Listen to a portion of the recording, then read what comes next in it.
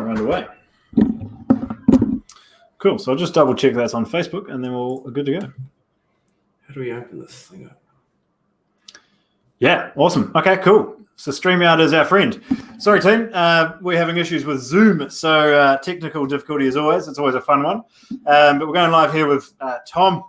Can I call you Tom? That's fine. Cool. Can I call you Ollie? Eh? Can I call you Ollie? It's up on the screen. So what I want to do with StreamYard's our friend today is we're going to dive into a quick, coaching call with Tom here and get an understanding of what we're doing. We're both obviously coaches and personal trainers in Wellington. And obviously in this process of leading other people, we need to be able to make sure we've got our shit together, or at least look like we've got our shit together. So we're going to dive down. The big focus today, and I've been getting a lot of questions around how do I train? How do I optimize what I'm doing right now while I'm in quarantine? While I'm limited to equipment. I'm used to getting, some level of muscle contraction and being able to control what I do. And now all these funky bodyweight shit's coming out. My knees are hurting, my hips are hurting, and everything in between is really just not functioning. So I want to share I'll get to obviously introduce you first and, what you're doing currently. And then I guess just a bit of a chat, like what are you really finding is working for you? What are you suggesting for your clients right now? To really feel like they can keep on top of things through this period. So again, we'll start. Who are you? And we'll go from there. Well, my name's Thomas Cameron, and I work at Leeds Mills. I've been there for about 7 years now, and I've tapped into bodybuilding over the last 4 years, which has been super helpful with my training, with my coaching. And before that time, I was playing softball for numerous years. We pretty much we played since we were born. It wasn't really our call. It was we were introduced to the game by our parents, and we kind of just ran away with it. All of a sudden, you turn 35 and your knees are buckling, and you wonder what's happened over the last 35. How fast did it? It's just a matter of, 35 years, it just goes like that, and then all of a sudden you have to slow it down, and that's what I try to preach. Your body doesn't respond the same way, eh? What's that, sorry? Your body doesn't respond the same way, and I think we're having this conversation the other day. Is very much this understanding of like we have to train differently, we have to work differently now because shit doesn't feel the same. Things break a little quicker. I think it's a matter of just priming yourself instead of warming up and everything else that is so important with weight training and looking after yourself. I think we've got to look at it more from a outer perspective and be a bit more open-minded with how we look after ourselves. Yeah, totally. So what's been the big shift for you? Like for me, I find from an athletic past going into the weight training, the shift from more and external weights and reps and goalposts and all this stuff that becomes the goal. How's that shift been for you from how you may have trained to maybe supposedly a smarter way of training now? What are you doing differently? Well, I used to be a go-getter, so I would run until the cows would come home. And then I think by the age I turned maybe 30, I started feeling slight niggles in the back of my knee, lower back issues, plantar fasciitis through my ankles, and I've started to understand why my body was breaking down at the age of 30, and I didn't have any other option but to go harder, lift more. I wasn't tapping into the other components that are so important these days for myself. So I'm more aware of what I eat these days. I feel like I'm pulling back with the weight training, the volume of training, but I've incorporated just more mindfulness of what I do outside of training. And I think that's where a lot of others slip up. We don't look outside of this, the comfort of showing up to training and lifting weights and eating whatever because you train for 2 hours. I don't believe that would be helpful for someone who's turning 40 next year. Yeah, 100%. So it's just, I think the mindfulness it goes a lot of ways. And really why, the bodybuilding aspect is something you've dived into is there is a difference in just weight training and this idea of keeping it in the muscle. And I've repeated it a couple of times since we said it last week. It just stuck to me is the simple phrase of trying to keep it in the muscle rather than on the joints, right? And just trying to keep this focus around how we can get better, how we can progress, how we can stimulate more fat loss or muscle gain, or just feeling like we're progressing without feeling like we're banged up the whole time, like feeling like we're going through a losing battle because we have no other way of training. And when we run into, like we've both done, I've had 7+ dislocations, full reconstruction of my shoulder, and was like, you're never going to bench again. It's like, well, fuck, now I've got to really learn how to stabilize that whole movement, how to relearn so I can actually feel my chest. I'm not someone who has a naturally big chest. So the amount of stuff you have to adjust to make this work now to actually move forward is quite a shift, right? So I think you're in the same boat as you're forced to change rather than told to change. A lot of guys are, they're resistant for a long time.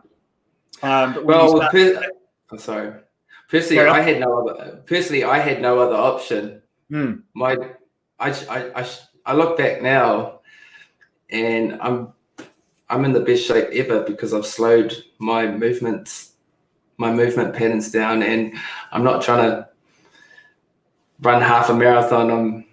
I'm more aware of longevity through slowing it down and taking it, like you said, taking it easy on the joints. And when you are working with your hypertrophy style training, it's all about how do you find these perfect angles so you take that pain out of the joints. Yep, 100%. Cool. If anyone's watching this on the Facebook group, we had a couple people joined, and a couple people last minute actually joined the group, which was great.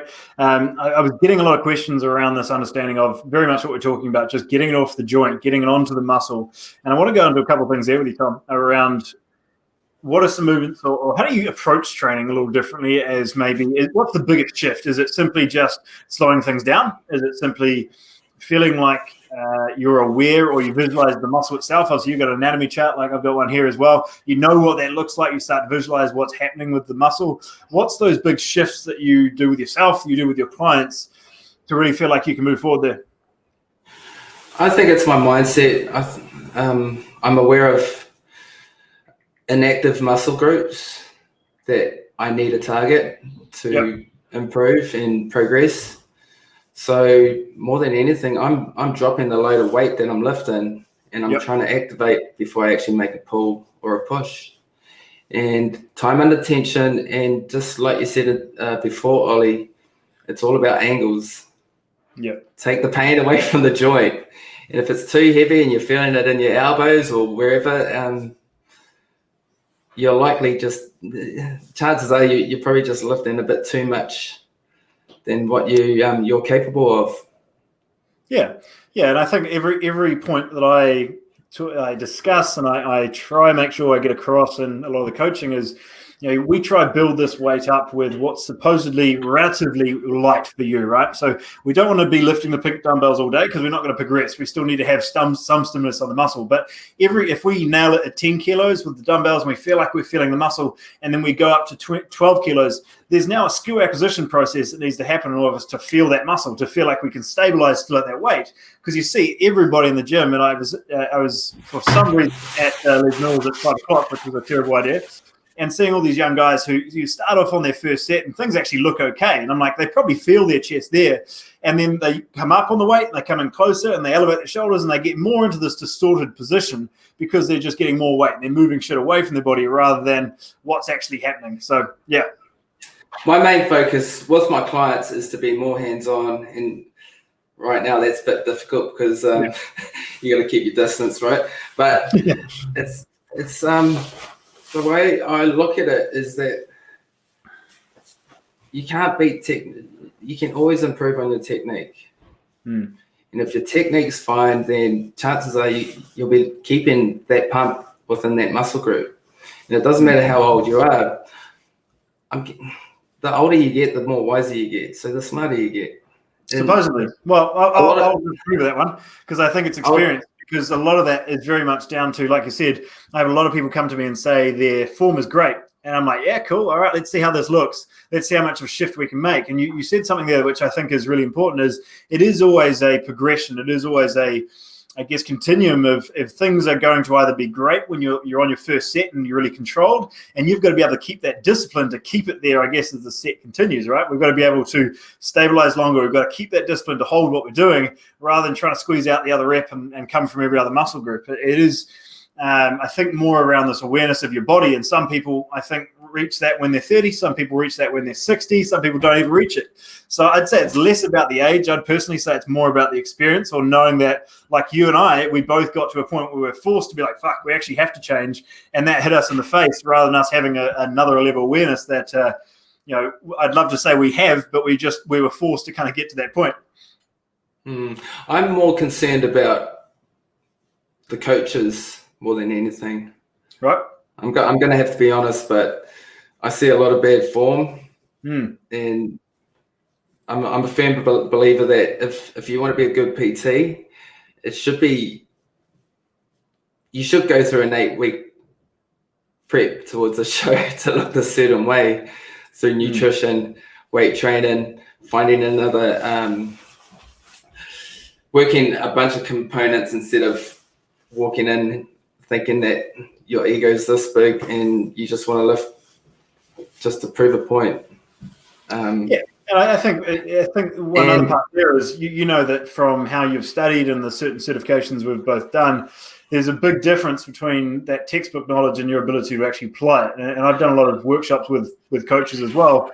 It's the same as with people learning. You've got to have that ability to transfer it across, don't you? And the ability to tie it into how your clients are able to move forward comes down to the ability to conceptualize how to actually move. It doesn't matter what it looks like on a textbook. And I think that shift sometimes is where a lot of coaches go wrong, is you can have all the macros and the perfect workouts, if that ever existed, to move forward. But if your ability to conceptualize how to put that in practice, or just the habits to be able to show up every day to put that in place, becomes a much bigger picture. Well, I see the importance of building a foundation for every single individual that you come across. But you have to realize that not everyone's optimal when you first meet and greet them. So we have to be aware of where their flaws lie and target them first and foremost, and make sure that we have a strong foundation to work off. And that could be 6 months. What's that, sorry? What do you mean by flaws? What are we focusing on? It could be tightness through the back. So there's no chance that they're going to be performing a perfect squat. It could be tightness in the ankles. It could be, that's why every time you meet someone, you have to do a body assessment and look where you can actually target, because that's what our job is. And at the moment, I'm aware of it, because you're dealing with people's lives. You don't want to break them. You want to increase their longevity in life. And it doesn't matter if you're 75, it's possible for you to look a certain way. Yeah, no, I really like that, actually. It's and a lot of clients even come in and they're expecting, or maybe it's from I don't know really which side it comes from. Maybe it's a client coming in thinking that's a good workout, or maybe it's a PT thinking it's the only way they can get value, is they'll just hammer these guys into the wall and think that that's a good workout because they left with a bit of a sweat. But along with that, what's really happened to, like you said, this dysfunction in their hips, their ability to stabilize through what they're doing, or just an awareness of what they're actually there to achieve in the first place. I'm like, if you're just going out of the gym every time feeling like you've worked hard, that's great, go for a run. But if you want to get the most out of the body, if you want to get a good stimulus, there is a learning process, like you're saying, right? Like really take the time to have someone in your corner that actually knows what's going on, have that assessment of movement, be like, this is looking a bit funky, we should probably work on this first, rather than just loading that bar up. And I'll do it with a lot of clients, which is if all of you at home are or training at home right now, you've got that big opportunity to step everything back to a bodyweight level and produce this level of tension within a muscle and stabilize and you're aware of what's moving, rather than loading up the bar. Because a lot of people need a bar or think they need 60 kilos on their back to feel something. Whereas if you can bring that back to body weight, contract those muscles, feel what's going on, your ability to have awareness around how to move forward really increases. Well, that could be a good thing for most people. We're dropping the load and trying to focus on more connection with the muscle. I've got 30 kg dumbbells, and that's all I've got. I haven't got 100 kg bars set up for my squats or anything like that, but I feel like I'm getting results still because I've pulled back my my training out, my energy output was maybe what I was doing in the gym before this all happened. So I'm looking at if I can get out of this pandemic and I'm more mobile because I've pulled back and I've been focusing on mobility for the last 4 weeks, well, that's definitely going to improve on my weight training. So it all coincides with each other because I'm more aware of knowing that there's more components than just nutrition and strength training. Yeah, totally. So I want to go down a route here, which allows us to look a little deeper into why I want to get you on here today. Is obviously you've got that background in athleticism of being an athlete at some level. So there is an identity level of us just being able to keep going forward, right? And a lot of people, I think, that are watching this or have been through this or are struggling right now, it's in one or two camps. It's like that one, you're so used to being in the schedule that has worked for you, and now it's really challenged you to move into something different. Or two, you're getting it in anyway, but you don't feel like you're moving forward. And I think with me, I made a big shift is I'm not training every day with weights. I'm actually doing some mountain biking or supposedly doing some yoga. I still haven't got to that one, but stretching or something else, or like I said, mobility or just movement of general. I'm going for a walk every morning. I'm focusing on the mental sharpness and being able to get more done in a day.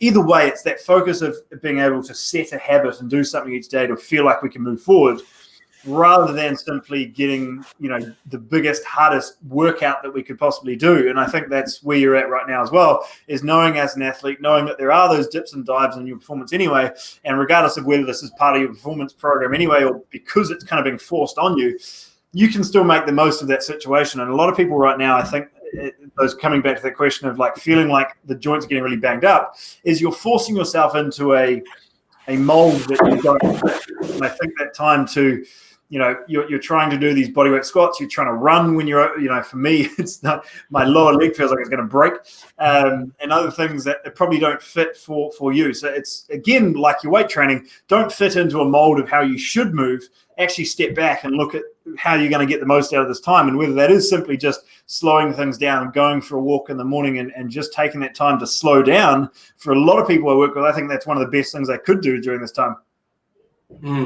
Well, I've pointed out that I'm not 28 anymore. There's a different version of me. And I feel like I look better. I'm going with symmetry and shape, and that's just the joys of tapping into bodybuilding is I'm looking at my body from a different angle, and I can relate with other people that haven't tapped into that crazy sport, because I used to be an athlete myself and I only knew one way, and that was to go hard or go home. And I always used to blame something else about for the reasons I started not performing like how I would 5-10 years ago, instead of looking at the real issues. And that was slight niggles that I didn't attend to because I had this mindset of running it off. And when you're playing a competitive sport, you tend to forget about these injuries until the next morning. And you're struggling to walk to the toilet because you can't. Your plantar fasciitis just flares up so bad that you crawl into the bathroom. And that's when you really have to pull back on how you're, how much energy you're actually putting out into social activity. I'm truly grateful with what I've explored with bodybuilding over the last 5 years, and I can't talk any highly about it. I've got so much utter respect with the guys like yourself and everyone else that has stepped on stage, because I truly believe there's a universal language that we all speak and we understand, and maybe this isolation that everyone's dealing with at the moment.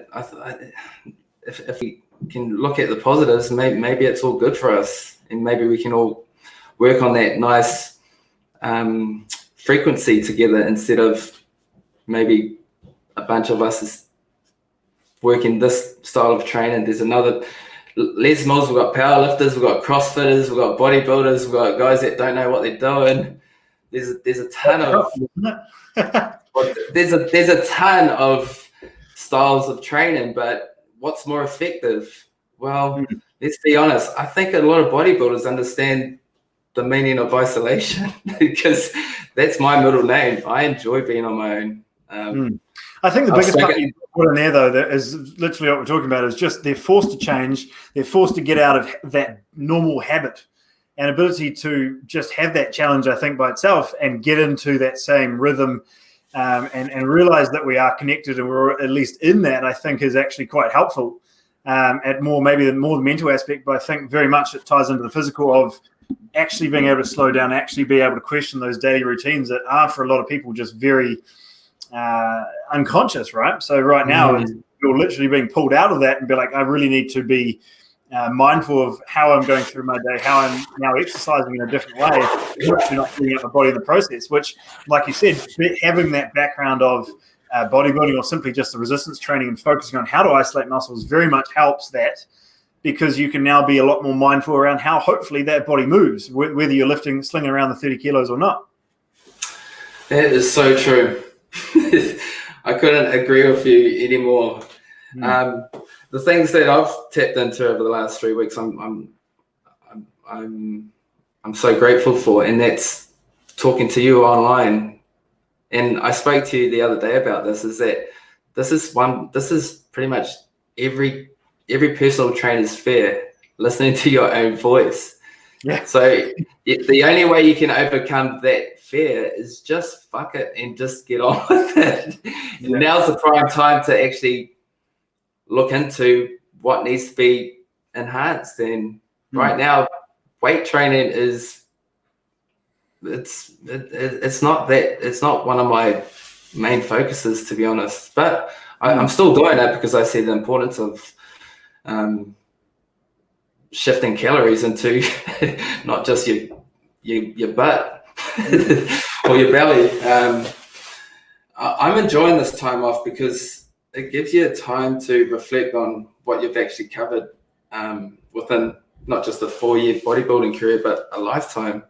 And I think you can appreciate what you've achieved because you're sitting back, you're not 8 weeks out, so you're still in isolation, but you're enjoying the fruits of your labor as well as everything else around you. And I'm happy with what's going on at the moment. I don't want to look too far ahead because that's when I get paranoid. And I'm not the only one with that issue. I think if we look too far ahead, that's when anxiety and all these other mental flaws start to take place. So I think what we can both agree on is we have to be more in the moment. And how do we become more in the moment? Well, we have to be aware, we have to be conscious. And sometimes the only way we can tap into the subconscious is having a clear mindset. And if you can increase the clarity upstairs, then there's a lot more. There's more of an advantage to tap in what you really want to work on, practice, finding a skill, improving on the craft. It doesn't matter what you choose, but you got to have some type of authentic way of exploring and entertaining yourself without movie cinemas and the rest of the things that have been taken away from us. Well, you say that, though. I thought it was really positive. I thought it was really interesting. Like, one, I want to say that this understanding of around protecting your inputs, I fucking 100% believe with. I think it's really cool that you do that too. You got your headphones on. I'm listening. What was that, sorry? I missed that one. Sorry, that you're taking in the time. You're protecting your inputs. You're taking that time to protect what you're listening to. You're not taking in the news. You're taking in the people you respect, the people you listen to on podcasts, rather than this constant mindless scrolling, which is that big difference in anxiety. But the second part of that is very much those daily habits, people that rely on. And I think I don't think, for me, I don't rely on fast food. I don't rely on made meals for me. But for a lot of people, that is like literally a couple of times a week, right? Like, I need that burger on a Friday. I need that fucking Diet Coke, and the amount of times that now that's taken out of your schedule because you have to eat like well. It's, there's the far end of the spectrum where I'm like, fuck, I don't have my brand of almond milk that I want so I can stay perfectly on track. But then these other people that I'm actually forced to eat better because I'm not going to have the same access on that daily basis to junk. It is quite cool because you have to be in a line with 20 other people before you can get that one Coke. So it allows you to be like, do I really need this? Is this really something that I need on my shelf, or is it going to serve a bigger purpose? I think that ties right back into just pulling you out of that daily habit of all the junk you put in, or not even appreciating the food you eat or where it comes from, that sort of thing. I think it ties into quite a big concept there. Yeah, I agree on that, because let's be honest, bodybuilding is all about elimination.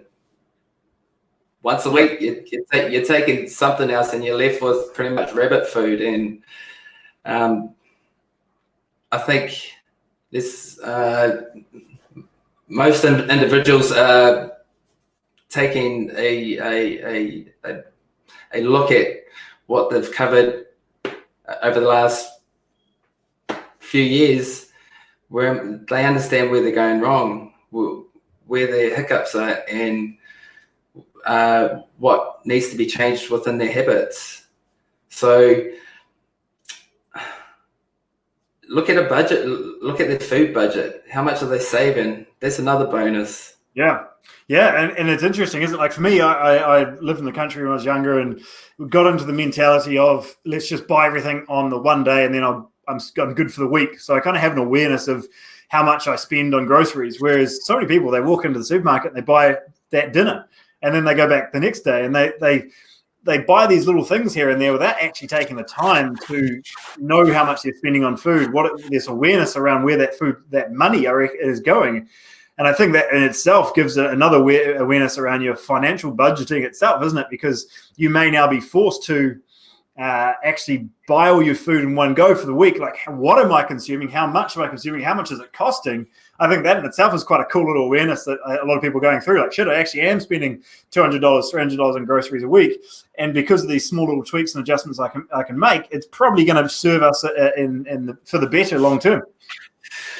Are you like myself, where you're more concerned about knowing that a lot of Kiwis don't know what to eat and what to buy? Do you think I think what we have to do for others, and this is, I can't help but I look into pretty much everybody's trolleys, and it's chaos. All I see is processed, non-nutrient foods, and I don't think people know how to eat. No, they're over-consuming and undernourished. That's something I'm always saying on the nutrition side of things. Like, you need to start with this base. You're overeating and you're undernourished. If you can get this ability to get quality food as your base, yes, you can have. We're not like we're trying to cut everything out, but that idea of just starting with a good foundation, right? I think it's funny you bring that up, because I'm exactly the same. I look into everyone's trolley. I'm like, yeah, well, there you go. That's why. Or like, what this is this massive. Very much the foundation of their food is everything that's packaged, everything that's full of all sorts of shit, rather than having a good, wholesome base that actually serves them, that allows them to have better energy. They're not needing 10 coffees to get through the day and whatever else. It does make such a difference. I really agree there. But don't you agree with it's who coaches them? It doesn't matter. Well, I see a lot of quick fads, fasting, high fats, keto. You can name so many, and let's be honest, that stuff is so easy because you don't have to count, or you don't have to be aware of how much protein you have to eat on a daily basis, because you're not a fan of a high protein, low carb diet. And that's what I try and push towards my clients and give them a clear indication on what macros are and the importance of eating nutrient dense foods, because you can break the macros into nutrients. Do you focus on calories with your clients? Sorry? Do you focus on calories or macros with your clients, or both? Both. It's a topic that needs to be brought up by them, though. I firmly believe that it's up to them, and they have to time it. It's not up to me to turn around and say, well, do you think you should be focusing more on food and nutrition and maybe losing a few kgs before Christmas? So how do you palm that off in the nicest way possible that you probably look better under 15% body fat? Yeah, well, I don't even know that, to be honest. Like calories, macros, I won't even touch on it unless like you said, they bring it up, they ask about it. But if you bring up that base of wholesome food, nutrition that actually makes them feel more energetic, they're performing better, they're not as bloated, they're not as sluggish, that serves 80, 90% of people very, very well by itself, right? You just start getting this level of performance, this level of energy up, they will drop that weight, they will have better energy and overall feel more confident in their skin, because they've just got this awareness of like, okay, this is if I'm going to add a bit more protein to my diet, this is what proteins are, and I want to make sure I can fill myself up with, actually allow regeneration of cells, actually allow it to be a little bit more satiated after meals, makes a big difference. And then I need these fats to be able to support hormones. I need to be able to do all this stuff to just have a base. And I haven't talked about calories at all. If we know that we're now adding all this processed stuff in and things that don't fill us up, but we keep eating more, likely chances are you're probably now putting on those extra calories that aren't, whether it be calories or not, you're over consuming. So the conversation becomes less about the calories and less about what those really are. And I think if you're just thinking about calories, you're missing half the story. Like, yes, when you get to those dieting stages and you are getting ready for a show, or there is very much a physique enhancement element to that, I'll probably I'll bring that in, right? But because you need to track something, you need to have a tangible metric you're looking at. But for most people, and that ability to just get that, and I think even for bodybuilders, I think it is important. And I have been down this route before where you're tracking everything all year round. And it's like, well, now that's why you feel like things aren't responding, why they aren't moving forward. Because you don't have freedom of food. You're not bringing all these colors and nutrients and these other things in that, one, allow you to enjoy the process, but really start to get that diversity in your microbiome and your gut, and really just feel like your energy's up, feel like that nutrition's actually, or the nutrients is actually serving a big purpose than simply fueling a workout. Well, now's the time where everyone's going to wake up. I'm presuming they're going to look into their trolley and they're going to understand after 2 weeks that you can't live off processed foods and sit on your ass and do nothing. You can't just wait until the gym reopens in 6-8 weeks. Who knows? It's all just a guessing game right now. So I think there's going to be a separation, really, because I'm seeing a lot of people, this awareness that, oh shit, I was actually trying to outwork my diet. I didn't have a good base. So it is making sure that now you do have awareness for, like, how can I just function really well first and not rely on exercise to burn stuff off? Because we both know so many people that, oh yeah, I ate really bad this weekend, so I'm going to train harder. And you're trying to outwork this fucking diet the whole time, right? And yeah, like the guys just chucked up in the group. I can't see your name on StreamYard, but that's all right. More veggies, like building up just this base of colors and nutrients and things that are going to bring up a more solid diet, rather than just trying to outwork this whole process, trying to put in more exercise to cover what is really the problem, and is that foundation of sleep and nutrition. Well, what's going to happen with CrossFitters? Because all they rely on is motivation. Oh, fuck, we got too many things to talk about there. Well, I think a lot of times as well, we come back to the PTs to start with, right? Like, there's a lot of them, and every PT, I think, or at least 80% of them, have probably come from an athletic background. So a lot of them, there becomes an issue with, do we relate to the audience we talk to? And I think that's really something to be important to know and be aware of when we are having this conversation, because if you are going into this with so much of I'm just training twice a day and then I can eat whatever, well, I'm like, well, you're not no use to anyone else if you're trying to train them on how to eat well, because you're just getting away with whatever you're fueling your body with because you're training so often. And I do see that a lot with certainly younger PTs, or with one, not necessarily CrossFitters by themselves, but if they are training 2-3 times a day, it's like, well, your body's going to burn through anything anyway. So you haven't bring this awareness around, like, or gone through that period where your body's not working, that you're not moving forward. I think that is an issue. I believe that we should be training, we should be doing the least amount of work to elicit the most amount of change. Yeah, 100%. But how many of us really look at our bodies and can determine what needs to be brought out more? I know bodybuilders, we get a lot of shit thrown at us because we like to pose in front of mirrors. And that's another thing that I'm really enjoying, is that I can pose whenever I like in my gym now, because there was no chance of me taking my shirt off at least while I was 2 weeks out completely shredded. Yeah, so most of the people in this group obviously aren't full-on bodybuilders, but there's something you can definitely learn from that in itself, which is, do you have the ability and the humility to stand in front of a mirror and actually, without putting some filter up, tell you, how do you look? Are you on track? Are you out of shape? And do you need to get your ass back in shape? Like, is it just stand there and be like, have you been, a lot of people, they'll literally go through that period of, they'll never look in the mirror, below their chin. And it's like, as long as my face looks good, I'm okay. They get so fat, they start seeing the cheeks, and then they start changing. So to stop that happening, how can you just step back with that humility, be like, yep, this is who I am. This is what I look like now. Am I proud of what I look like, or do I need to adjust something? I think that by itself, regardless of whether you're getting ready for a bodybuilding prep or not, you are, especially for bodybuilders, we're our biggest critic. But I think a lot of people are just oblivious to even looking, to even taking that time to be like, am I happy with my body? This is the only vehicle I've bloody got. So am I actually serving it? Am I actually moving forward, or being proud of this vehicle that I have? And I think that in itself can serve a lot more people than simply bodybuilders, because they are taking that time to actually, take in what's happening. And obviously there's a lot of guys out there that they'll do the posing as much as they can with their arms, and they look nice in the mirror, but they're always wearing long bloody pants, because they're not taking that time to actually take, again, that full holistic approach to how do I look? Am I happy with this balanced physique? And is it really moving me forward? And it's not always materialistic. It's not always that vanity aspect, but it does allow you to be truthful to, is this actually working? Is it moving me the right direction? And it simply comes back to that awareness piece, isn't it?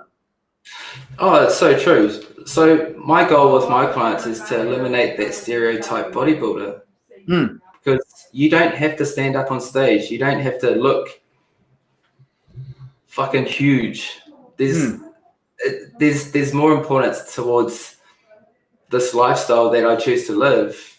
Yeah. And my goal is to pass on that knowledge, because I was in the same mindset before going down this horrible path. I had the stereotype outlook towards, towards what I believe in right now. So my goal is to give the ones that need the knowledge by not looking at me as a certain kind of bodybuilder tough guy, because it's got nothing to do with that.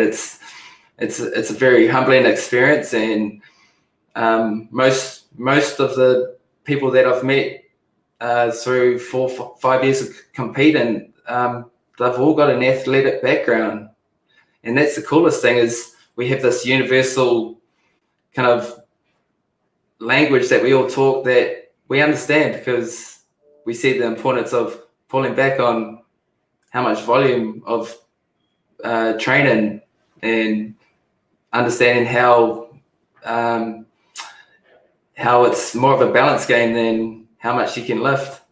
Yeah, 100%. And I'm going to just answer this question as well. I was looking for something on Facebook, but for the questions that were put up. But the one thing that I get a lot, and he's literally put it up here, is what's the first supplement that you would take? Would it be protein powder or fat burners? And I think both of us would agree it's neither, because what you're looking at there is how you can go harder and harder and harder and not break. And the only way to let the body, one, work with you to feel like you can move forward, and to just feel like you can progress, that you can move forward, you're not getting injured, you're not getting this massive amount of information, you need to start with a health base. So me seeing that comment of is protein powder or fat, I'm not going to put you under the bus, but just like start to ask yourself this question of like, what am I trying to achieve in my body? And if protein powder, it needs to be something that you feel good on. The amount of people that are still taking fucking whey protein from Gold Standard because they think that's going to get the muscles, and how much that affects this amount of bloating, this affects all these other digestive issues that come into play with bodybuilders or people that are trying to put muscle on or just feel like that this is a good supplement, is whey protein. I'm going to suggest for at least 60% of people is really not serving them, is really not helping them forward. There's certainly going to be a population that still move forward. I'm certainly not saying whey is out for everyone, but you've got to take that awareness with all the foods you take in, is your food is going to be your best growth tool, your best health tool, your best fat loss tool before any of these supplements come in. That's why it's a supplement. So learn to do that shit properly. And then if you're not progressing, look at the food. Don't add a supplement in to try and mask the problem. So I think that's an easy one. I get a lot of questions on that one, but I hope that stands or helps. It's not about the protein powder. It's not about the fat burner. It's your ability to build this base and get healthy first. So my first supplement, what would I put there? I'd say the two supplements that everybody should add in would simply be a zinc and magnesium, because everybody's low on that, or a lot of people are low on that, which is going to help with your ability to contract muscles better, your ability to sleep better. Zinc is going to increase your testosterone a bit more. Those are your basic health standpoints. If we're going to look into protein powder, I would actually look at collagen. That's the big one for me, is supposedly up to about 10% of your diet should come from collagen. Which means a better connective tissue, more glycine in your diet, which helps with cognitive function, your recovery factors, all sorts of stuff. And then fat burner, I might go a cheap L-carnitine, which is simply your ability to utilize that carbohydrate a little bit better. Yeah, Hamid, I'd say hemp protein as well is fantastic. But I obviously for you, we've done a hemp and collagen mix. I think it's amazing. But I'd go collagen as number one if we had to choose one. And then hemp I really enjoy as a second, yeah. If you look at it this way, Ollie, it's just a quick source of protein for us. It's just an easy access for us to keep our protein intake where it should be each day. Because I choose between whey and isolate, but for me it's just a quick way to top up my protein intake each day. I'll probably have 2 powdered form meals a day, and then apart from that, I'm mixing it up with my fish and chicken and all that other good stuff. So I ran out. Whey in the whole time? What's that? Sorry? You've kept whey in the whole time? It depends where you're at and how you're looking. I haven't looked too far into going vegan protein or pea protein or anything like that. I'm going with what I get out of it, and if the carbs are low and it's on the sale rack, then that's a bonus, because when I'm prepping, I go through tubs of it.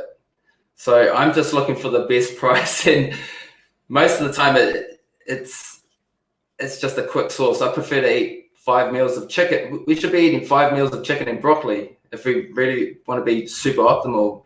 I ran out of prep. I think for you, and this is something everybody runs into, is people looking at the price like that's the cheapest option. And I want to put it this way, for a lot of the protein supplements, a lot of cheap supplements out there, is the reason it's cheap is because the quality is probably low. Okay, so what is the cost of that you're putting into your body through getting the cheaper supplement? So my recommendation would be for anyone that is on whey, including you, would be like, take a month, take it out. And how do you feel? How do you actually feel on quality food? Because if you're choosing the cheaper option, I guarantee it's showing up in something else. And if you're having to balance that out with a multivitamin or another supplement or some extra veggies, or you're having some gut issues and you have to add in the digestive enzymes, I would suggest everybody takes that out, because I did it for about 3 months. I went to Europe and I took a tub with me. I added it in. I straight away, I was like, oh, I feel like bloated. I feel like lethargic. I just didn't feel as good. And I've probably kept whey protein out for about 2 years now, because I personally don't think, and I think like there's so many people in that boat with you, but I completely disagree, because I think the price of a supplement is not reflective of any value. If anything, it's the difference. And I've got a couple brands I use. I'm like, oh, they are certainly more expensive, but I know that I'm actually getting quality out of it. I know I'm getting the actual dose. I know I'm going to actually absorb what I'm using. And then it means I use half as many supplements as I need to, because I'm getting that quality from it. So I think what you said there is at least that rotation of foods, I think, is probably more important, because for me, I personally like fish, is so common in diets, in like how it's a lean meat, a white fish. But I know I don't feel good on fish. So I didn't do a single fish meal on the whole prep. I rotated it around. I had venison, I had beef, I had lamb, even had some pork in there. And people are like, oh, that's not like your lean meats. But really, for me, I think your biggest ability to get your body elevating hormones, and I've just finished another training this morning on this, is how much can we elevate your hormones, elevate your ability to burn more fat, your metabolism, rather than your ability to suppress everything. And this is where I disagree with a lot of the bodybuilding stuff. And obviously, like you were saying before, it isn't all about calories. It isn't all about just being this person that has to just suffer through a process. There is certainly a character building element to that, and you will certainly hit that. But we need to have this rotation of foods. We need to work with our body, like with the training, right? We have to have this awareness around how to move forward, around how to feel good and get our body burning more fat, rather than slugging it out and feeling like we need into caffeine or another pre-workout to get through. So, coming back, I think it just comes back to the first supplement question, which is fantastic. Thank you for the question. But really start looking. Don't get me wrong, Ali. I'm a bit of a tight ass when it comes to prepping. But the one thing I do apply is I run it through others that are more professional in that area of nutrition. So I'm not looking for the cheapest form of protein. It's more about quality, as like you said, and how your body responds to a certain type of product or brand. But what I've found over the last 3 weeks is that I've run out of protein. It's not a bad thing. What's that, sorry? You think that's why you feel better? Hardly. I can't see myself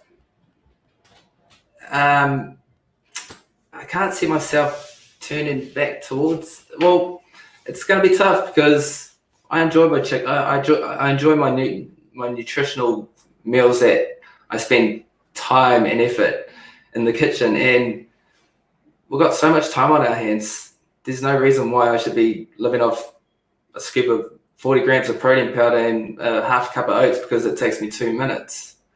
So I'm enjoying more my wholesome foods as opposed to a quick source of a protein or a quick meal just to whip up before your next client. 100%. And the only reason I bring that up is I've got 2 or 3 clients that I'm working with right now that have been in that stage for a while, and I resonate with that as well, because it's like, well, this is leaner, so it might be better, but if you don't digest it well, it's going to be no use, right? So I think you've got enough internal awareness that obviously you're feeling that difference right now, and that's going to serve you really well. But a lot of people that are going through this, stop looking for the best or the cheapest or the one that's got the most fucking sponsors behind it, because at the end of the day, we need to find the quality food that isn't processed, that is it's either walked or it's been grown or it's been naturally produced in some level, rather than something that's gone through 10 different ways and chemically enhancing it to blow your mind, your stimulus on your tongue up because they're trying to sell more of it, right? So I think, again, there's nothing better than a good tasting whey. It's probably better than a bloody smoothie in a lot of ways, but I know I feel terrible with it. So that's why I personally removed it. It's certainly, like I said, it's going to still serve some people. I think an isolate removes a lot of that lactose, which is probably going to be an issue for a lot of people. But I think just simple rotation, right? I'd recommend for everyone here, just if you are taking whey protein out, it's certainly not bad for everyone, but remove it for a month. See what a difference that makes. But yeah, I think that does make a difference, eh? I like the fact how you included your zinc and other sources of stimulants or products that you would work with, as opposed to your protein powders and your pre-workouts, because that's so important. People don't understand how important your immune system is to be functioning optimally through natural sources. And then if you want to take that next step, spend a little on supplements. But first things first is how much inflammation are you holding? Let's put it this way. Yeah, exactly that, right? Like, get this health first. Spend $200 on supplements. Do you have a healthy first things first? Do you have a healthy relationship with food? Yeah. Have you had issues in the past where you're overweight? You know, a lot of people look past all that kind of stuff, and I'm trying to build a better relationship with what I eat each day, and it's just through research and being more mindful on how much you actually need to get through another 3 hours of sitting on your ass. Yeah, we don't have to eat that much these days. As a PT, it's certainly something that a lot of us are, or coaches that train in person, or just, I think, fitness professionals in general, is we're always in such a rush. We're in between clients. What can we do quick and then carry on? And it's very much the same if you've got meetings or you've got something that's busy in your day. We're all busy, right? So everybody's looking for that quick option. And the very first phase for Hamid and some of the guys coming through the nutrition program is, the first thing we look at is this ability to slow down, this ability to digest. And the stress and this awareness around food is some of the biggest information and stressing pieces of the whole digestive system that really a lot of you need to take into account a lot more. But yeah, massive point. I'm going to finish this one up and just tie things up a little bit. What would be your last thing you'd say? Like, obviously now you said you're coming on 40. There's some big things that you've shifted away around the way you've trained. And this awareness, obviously, around your own body and what really helps you moving forward. What would be the one thing you'd say to your 20-year-old self now if he was going to do it again?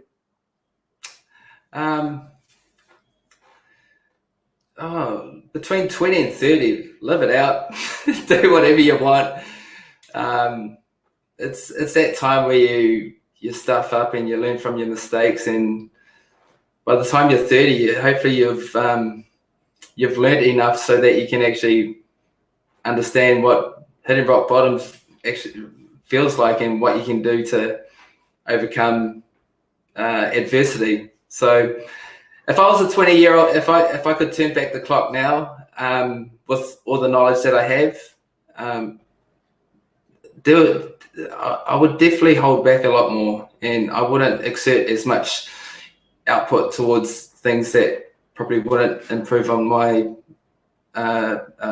skill, my sport, or my performance.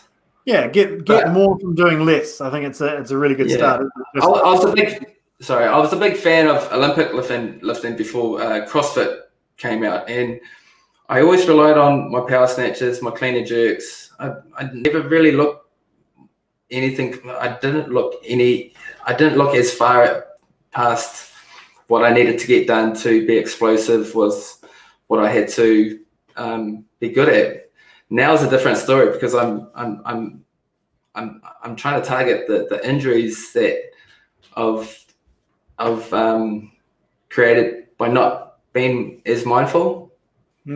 So the process that I have now, if I had the knowledge 10, 20 years ago, I'll probably be in a better position than where I'm at right now. I don't have to strap my ankles each morning. And I believe in priming myself by the time I reach 40. Hopefully I don't have any niggles, but you're always, something's bound to fucking, yeah, it's you're always dealing with niggles. And one thing I want to do is wake up each morning and just feel like I'm 28 again. It's not going to happen, but that's what we come back to, right? Like, if we can control what we're doing, we can keep things stable and really go through movement with controlled awareness of what's happening, we start to drop down that potential for injury so much more. The reason we get injured is not because we're old. The reason we get injuries is because we aren't moving the way we should. And if you bring that discipline and awareness around better movement, how should my body move? How far through this range should I move? That starts to really make a difference. And I had a conversation with someone earlier today was, there's a big difference between full range of motion and your active range. And I think that in itself, that one comment or if you attach to that and your ability to add that to your training, it will greatly reduce your injury, because you're no longer going to what you used to do or what you should be doing because some Instagram star does it. I was going to say a slightly less nice word, but let's go with star, to improve the way we train. So just bring that awareness, like you said, you're doing. It's this constant learning, this constant ability to move forward and make those adjustments for what your body's telling you. I think at the end of the day is what's going on, right? You're not trying to fit some other mold. You're going to learn with the mistakes you do make, and we're certainly all going to make them down the way, but we all get older and wiser with this ability to hopefully not just make mistakes from ourselves, but through the learning of other people and investing into that process a bit, certainly slows or speeds up that learning curve. But your ability to really obviously have that humility to step back, is this working, is this not? And then make those steps moving forward. So I think that's a brilliant note to finish on. Thank you all for coming along. And Tom, thank you very much for joining us. Hey, Ollie, what was your sporting background before you got into bodybuilding? Big one for me was rowing. 5 years. I was obviously rugby was supposed to be the main one, and then I keep popping my shoulder out, and that wasn't playing ball. So the big one for me was rowing, and that took all sorts of tolls on my body, and obviously you're rowing on one side the whole time, so you've got to build out those imbalances, but very much you're steering at one position, you're rowing for 2 hours plus. I think it was a brilliant step for the mental fortitude more than anything else. But what was the reason you tapped into bodybuilding? I think like most, it was always that base, wasn't it? It was always that I felt like I needed to get stronger for that sport. I needed to perform better, and by doing that little bit extra myself, to improve myself, improve my power, improve my strength, whatever else, to keep up. So I was working to get into a higher rowing crew, and ended up working with the year above me. So I was like, shit, these guys are bigger and heavier and older than me, and I need to stay strong at some level. So I needed to do that weight training in order to catch up with them and make sure I could still hold my own in the boat. So I had that training background. I was, working twice as hard as everyone else just to make sure I could be in that crew, because I knew I was younger. I knew I wasn't experienced as them, and to be able to keep myself in that boat, I had to keep that base with training. And I think as rowing started to fade out, I was like, well, I've got a good base here. I'm really enjoying this ability to better myself in every area. And regardless of whether rowing was that focus or not, it was always a solid base. Yeah, because the reason I want to ask these questions is, how good would you be if you went back to rowing these days? Well, it's funny you say that. I've been doing a couple of 30-minute ergs. Well, I was earlier, and I was getting some more right times. Like, I think if you gave me 6 to 8 weeks, I could probably get my erg time, so rowing machine, back to that. Because what's your erg? What's an erg? Rowing machine. Okay, yeah, right, yeah. Any row would be an erg, not a rowing machine. But what's your what do you average with your 500 meter row? Like, what times are you looking for? It would have been like a 6:20, and I could probably give me to 6 weeks. I could certainly get that again. But 500 meters, I don't know what that would be. I was doing we were doing some 250 splits the other day. That was quite fun. We were doing like a 110. That was awesome. But I think 110. Yeah, that's impressive, man. Hey, is that how you know Braden? Through rowing? Braden. Who's Braden? Braden. I thought you knew Braden Coley. He used to work at Les. Oh, yeah, I did. Yeah, he went to collegiate with me. Yeah. Yeah, because he's got the same build as you. And I always told him to get into it, man, because he's already got that physique. I held the pads for him as well. He's a fucking beast of a fighter, too. Like, I think it always comes down to what you've been repeating through a sport. And fuck, man, rowers have got that strong posterior chain that works to your advantage these days. Yeah, 100%. And how many shows have you done, man? In total, I think about 6 now. Yeah. What was the reason you didn't go to nationals last year? There's always bigger goals, mate. I think bodybuilding is one, and then there's business, and then there's relationships, and there's this ability to shift priorities, knowing when you should change. I think is why I've only done 6 shows, but I've spread that out over 7 years, and taking the time to develop and make sure I got better before I did the next one was certainly part of it. And every time I do it, I'm like, I don't know if this is going to be the last one. But certainly. Well, I'm sure you would have been quite happy with yourself winning the Palmy show last year. Yeah, I was certainly happy with the day, but like I literally did that prep in 7 weeks because I just came out of Christmas being like, I feel pretty good. I'm just going to start pushing, and it started dropping weight. And this is why I said it doesn't come down to calories. It comes down to your ability to feel like your body's working with you. Are you in tune? Are you working really well? Because I was eating more. I was responding from training really well. And I didn't have to do anything fancy to drop that extra weight. Sure, I pushed a little harder maybe in the last 3-4 weeks, but everything was dropping and progressing the right way. And I wasn't touching calories. I was just working a little harder. I was making these small tweaks, and things just responded. And I think that's why that prep, I really thought overall went really, really well. And it was short, and it was going in the right direction. I timed it pretty well. Was simply that time to just be in tune, make those small tweaks. It's working. Let's go. Well, if you take out the overall, of course it's working. It's just interesting to hear other people's systems, and that's what I figured out last year, is that everyone's got a different system, but you appreciate, you respect that, because it's just such a cool sport. So well, it's a massive level. It's a heightened level of awareness, isn't it? Because you really have to be in tune with your body, and those things can change very quickly. And for me, it's always been this, regardless of whether it's for bodybuilding or not, you have to start with a health base. So the first thing I brought in for my competition prep was meditation every day.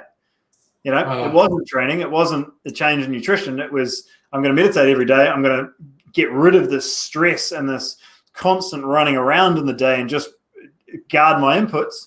And then I'll clean up a couple of things with my nutrition. I might spread out a couple of those refeed days, whatever else. I'll start to increase my output. I'll start bringing things up, see all that performance increase, and then we're good to go. That's awesome, man. It's good to hear. Cool, man. Thank you very much for coming. Thanks, Ollie. We did a full hour and 15 here, but looks like people stuck around, and good to have everyone here. We'll do it again soon. 100%. See you later. All right, man. Have a good one.